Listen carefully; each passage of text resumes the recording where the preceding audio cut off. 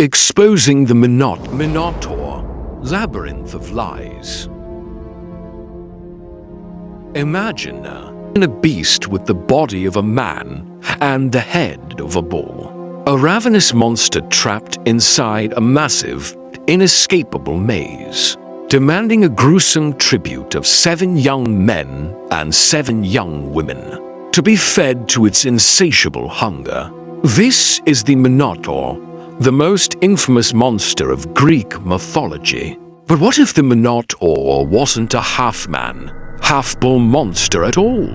What if the labyrinth wasn't a physical maze, but a brilliant, symbolic lie created to hide a dark, political secret that would change the course of an entire civilization? Tonight, on Enigma Unlocked, we venture into the heart of the myth to find the truth behind the legend.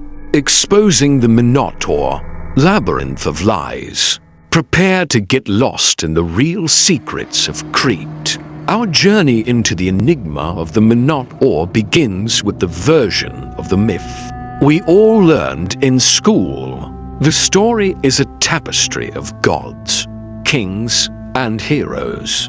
King Minos of Crete, a powerful king who controlled the seas, was given a beautiful white bull by the god Poseidon. Minos, however, kept the bull for himself, a mortal act of hubris that enraged the gods.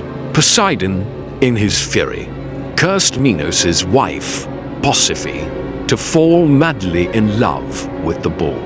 From this unnatural union, the Minotaur was born. The Minotaur, a creature of immense strength and ravenous hunger, was a shame and a threat to Minos. He commissioned a master architect, Daedalus, to build a colossal maze, the Labyrinth, to imprison the beast. This is where the story gets darker. Every year, to appease the Minotaur's hunger, Athens, a city-state defeated by Minos, was forced to send a tribute of 7 young men and 7 young women to Crete, where they would be sent into the labyrinth to be devoured by the monster. The story culminates with the hero Theseus, the son of the king of Athens, who volunteers to be part of the tribute. With the help of Minos' daughter, Ariadne, he navigates the labyrinth using a bow string, slays the Minotaur, and escapes. The hero triumphs, the monster is vanquished, and Athens is freed from the oppressive tribute. It's a powerful, heroic tale that has been passed down for millennia. But what if this heroic tale is just a cover for a much darker truth? For those who dare to look closer, the conventional timeline begins to unravel. The myth of the Minotaur is a story of conquest, tribute, and political power. It's a story of a powerful king, King Minos, and a powerful civilization, Crete, subjugating their rivals. This is not just a fantasy, it's a political allegory. But what was the political reality behind the myth? And what truth was the labyrinth, the most famous maze in history, truly designed to hide? To understand the true nature of the Minotaur myth, we must travel back in time to the Bronze Age, to the island of Crete, the seat of the Minoan civilization. For archaeologists, the Minoan civilization is a puzzle of monumental proportions. They were an advanced, sophisticated society with incredible architecture, a powerful navy, and a unique writing system that we still can't fully decipher. But for all their sophistication, they are a mystery. The most famous archaeological site on Crete is the Palace of Knossos, a massive, sprawling complex of buildings that was first excavated by Sir Arthur Evans. In the early 20th century, Evans, a brilliant and controversial archaeologist, was so struck by the palace's immense size and complexity, its many corridors, courtyards, and rooms, that he believed he had found the real labyrinth. He even found frescoes depicting bull leaping, a ritual where young men and women would leap over the horns of a charging bull, a ritual that he believed was the origin of the Minotaur myth. It was a stunning discovery that seemed to prove the myth was rooted in a real, historical culture. But as we look closer, the story gets more complex. The Palace of Knossos was not a simple maze. It was a sprawling, interconnected city. It was the center of a powerful, matriarchal society, a society that was so advanced, so peaceful, that it had no need for city walls or massive fortifications. And what about the Minotaur? There is no archaeological evidence of a half-man, half-bull monster. There are no bones, no tools, no artifacts that suggest such a creature ever existed. This leaves us with a fundamental question. If the labyrinth was real, and if the tribute was real, then who or what was the Minotaur? This is where the enigma truly begins to deepen. The Minotaur was a monster, a man-eating beast. But what if the Minotaur wasn't a creature at all, but a man? What if the Minotaur was a human king or a powerful priest who was given this title because of his ferocity or because of his ritualistic connection to the bull?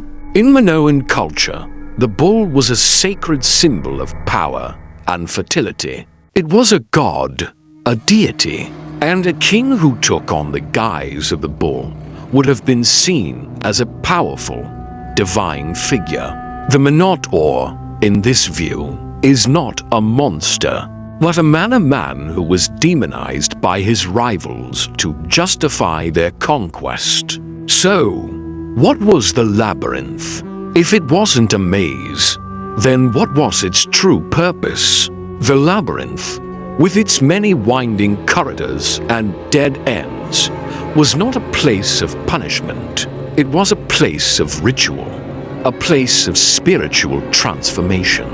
The word labyrinth itself is believed to be derived from the word labris, the Minoan symbol for a double-headed axe, a powerful symbol of fertility and divine power. The Palace of Knossos, with its hundreds of rooms and corridors, was not designed to trap a monster. It was a temple, a sacred space, a center of a powerful matriarchal religion. The bull-leaping frescoes, which were once thought to be a tribute to a monster, were in fact a sacred ritual, a rite of passage, a way for young men and women to prove their courage and their connection to the gods. The Minotaur was not a monster to be slain. He was a priest, a king, a man who presided over these sacred rituals, a man who was so powerful, so divine, that he was demonized by. This leads us to a profound and disturbing possibility. The myth of the Minotaur is not just a monster story. It is a political allegory. It's a story of a rival civilization, Athens, demonizing a powerful, matriarchal society, Crete, to justify their conquest. The Minotaur is a smear, a lie, a piece of propaganda designed to turn a powerful, divine king into a monster. And the labyrinth is not a maze, but a sacred temple that was desecrated and destroyed by a conquering army. The myth of the Minotaur, in this view, becomes a tragic tale of the destruction of an entire civilization. It's a story of a society that was so advanced, so peaceful, so spiritual, that it was demonized and destroyed by a more primitive, more aggressive, and more patriarchal culture. The Minotaur is not a monster, he is a victim. The labyrinth is not a maze, it is a tomb. And the hero, Theseus, is not a hero. He is a conqueror, a destroyer. A man who was celebrated for an act of propaganda that has hidden the truth for millennia. The legacy of the Minotaur and the labyrinth extends far beyond a simple monster myth. It is a powerful allegory for the way that history is written by the victors, and the way that the stories of the defeated are often demonized and destroyed. It is a testament to the fact that the greatest mysteries of our world are not in the supernatural, but in the political, in the way that power and propaganda can shape our understanding of the past. The Minotaur, with its tragic story of a man-turned monster, is a symbol of the ultimate injustice. The labyrinth, with its many winding corridors and dead ends, is a symbol of the lies and the propaganda that have hidden the truth for millennia. The story of the Minotaur is a story that forces us to question everything we thought we knew about ancient history, and to confront the fact that the monsters of our past may have been very real. Indeed, but not in the way we've been told. The mystery of the Minotaur, it seems, is not in his existence, but in his purpose.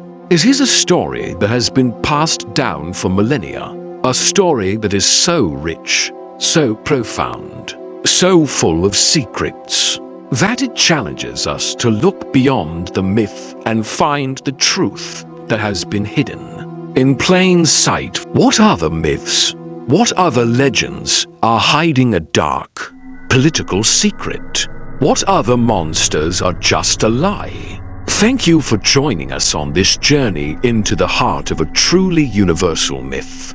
Your curiosity fuels our quest to uncover the unknown. If you enjoyed this deep dive into the tragic story of the Minotaur, please give this video a like. It really helps us out. And don't forget to subscribe to Enigma Unlocked for more journeys into the bizarre, the unexplained, and the history they don't want you to know. Make sure to hit that notification bell so you don't miss our next upload. Until next time, keep questioning, keep exploring, and stay curious.